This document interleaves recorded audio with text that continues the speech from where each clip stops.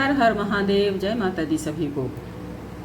कर्पूर गौरम करुणावतारम संसार सारम भुजगेन्द्रहारम सदा वसंतम हृदयारिविंदे भवम भवानी सहितम नमामि। श्री गणेशाय नमः। श्रावण मास महात्म्य में आज 13वां अध्याय का पाठ करेंगे। श्रद्धा पूर्वक श्रवण करें। दूर्वा गणपति व्रत विधान, ये है 13वां अध्याय। सनत कुमार बोले, हे भगवान, किस व्रत के द्वारा अतुलनीय सौभाग्य प्राप्त होता है और मनुष्य पुत्र पौत्र धन ऐश्वर्य तथा सुख प्राप्त करता है। हे महादेव, व्रतों में उत्तम उस व्रत को आप मुझे बताएं। ईश्वर बोले, हे सनत कुमार, तीनों लोकों में विख्यात दूर्वा गणपति व्रत है। सर्वप्रथम भगवती पार्वती ने श्रद्धा के साथ इस व्रत को किया था। हे मुनि सत्तम, इसी प्रकार पूर्व में सरस्वती, महेंद्र, विष्णु, कुबेर, अन्य देवता, मुनिजन, गंधर्व, किन्नर, इन सभी ने भी इस व्रत को किया था। श्रावण मास में शुक्ल पक्ष में जो शुद्ध तथा महापुण्यदायिनी चतुर्थी तिथि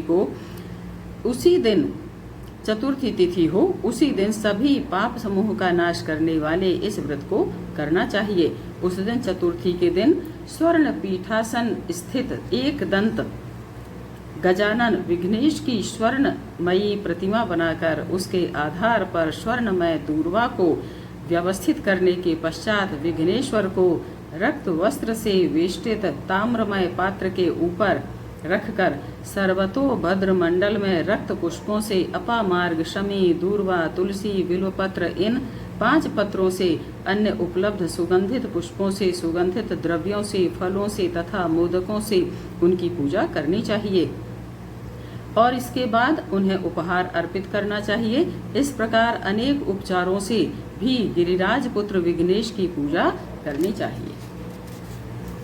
इस प्रकार कहे, सुवर्ण निर्मित इस प्रतिमा में मैं विघ्नेश का आवाहन करता हूँ। कृपानिधि पधारें। इस सुवर्ण में सर्वोत्तम रत्न जटित सिंहासन को मैंने आसन के लिए प्रदान किया है। हे विश्व के स्वामी, इसे स्वीकार करें। हे उमासुत, आपको नमस्कार है। हे विश्व व्यापिन, हे सनातन, मेरे समस्त कष्ट समूह को आप नष्ट कर दें। मैं आपको पाद्य समर्पित करता हूँ। गणेश्वर, देव, उमापुत्र तथा मंगल का विधान करने वाले को यह अर्घ प्रदान करता हूँ। हे भगवान, आप मेरे इस अर्घ को स्वीकार करें। विनायक, शूर तथा वर प्रदान करने वाले को नमस्कार है। नमस्कार है, मैं आपको यह अर्घ अर्पित करता हूँ, इसे ग्रहण करें। मैंने गंगा आदि सभी तीर्थों से प्रार्थना पूर्वक यह जल प्राप्त किया है। हे सुरपुंगव, आपके स्नान के लिए मेरे द्वारा प्रदत्त इस जल को स्वीकार कीजिए। सिंदूर से चित्रित तथा कुमकुम से रंगा हुआ यह वस्त्र युग्म आपको दिया गया है, इसे आप ग्रहण करें। लंबोदर तथा सभी विघ्नों का नाश करने वाले देवताओं को नमस्कार है। उमा के शरीर के मल से आविर्भूत हे गणेश जी, आप इस चंदन को स्वीकार करें। हे सुरश्रेष्ठ, मैंने भक्ति के साथ आपको रक्त चंदन से मिश्रित अक्षत अर्पण किया है। हे सुरसत्तम, आप इसे स्वीकार करें। मैं चंपा के पुष्पों, केतकी के पत्रों तथा जपा कुसुम के पुष्पों से गौरी पुत्र की पूजा करता हूँ। आप मेरे ऊपर प्रसन्न हो। सभी लोकों पर अनुग्रह करने तथा दानवों का वध करने के लिए स्कंद गुरु के रूप में अवतार ग्रहण करने वाले आप प्रसन्नता पूर्वक यह धूप लीजिए।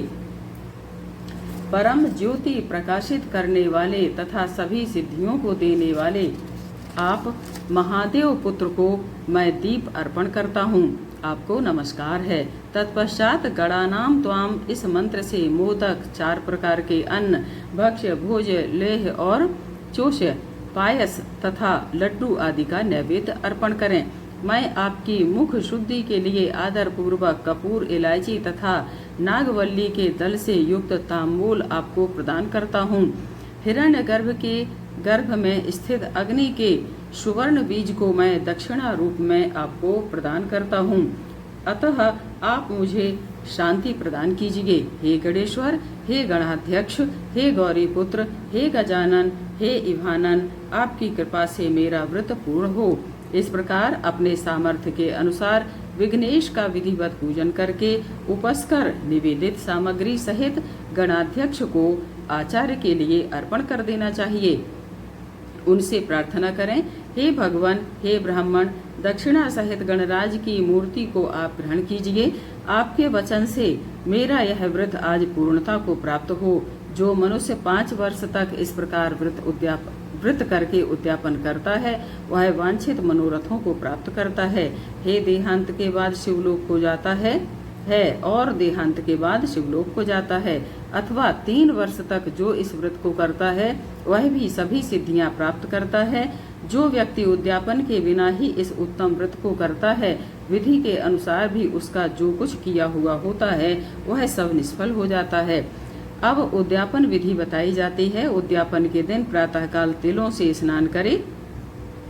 तदनंतर बुद्धिमान मनुष्य को चाहिए कि 1 पल अथवा आधा पल अथवा उसके भी आधे पल सुवर्ण की गणपति प्रतिमा बनाकर पंचगव्य से स्नान कराकर भक्ति तथा श्रद्धा के साथ इन 10 नाम मंत्रों से दूर्वा दलों से सम्यक पूजन करे।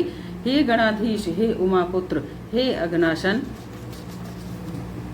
हे विनायक, हे ईशपुत्र, हे सर्व सिद्धि प्रदायक, हे एकदंत, हे इभवक्त्र, हे मूषक वाहन, आपको नमस्कार है। आप कुमार गुरु को नमस्कार है। इन नाम पदों से पृथक पृथक पूजन करे। प्रथम दिन अधिवासन करके प्रातःकाल गृह होम करके दूर्वा दलों तथा मोदकों से होम करना चाहिए। तत्पश्चात पूर्ण आहुति देकर आचार्य आदि का विधिवत पूजन करना चाहिए और घट तुल्य थनों वाली वत्स सहित गाय का दान अपने वित्त के अनुसार करना चाहिए। हे वत्स, इस प्रकार व्रत करने पर मनुष्य सभी मनोरथों को प्राप्त कर लेता है। हे सनत कुमार, अपने प्रिय पुत्र गणेश के व्रत करने से संतुष्ट होकर मैं उस मनुष्य को पृथ्वी पर सभी सुख प्रदान करके अंत में उसे सद्गति देता हूँ। जैसे दूर्वा अपनी शाखा प्रशाखाओं के द्वारा वृद्धि को प्राप्त होती है, उसी प्रकार उस मनुष्य की पुत्र पौत्र आदि संतति निरंतर बढ़ती रहती है। हे सनत कुमार, मैंने दूर्वा गणपति का यह अत्यंत गोपनीय व्रत कहा है।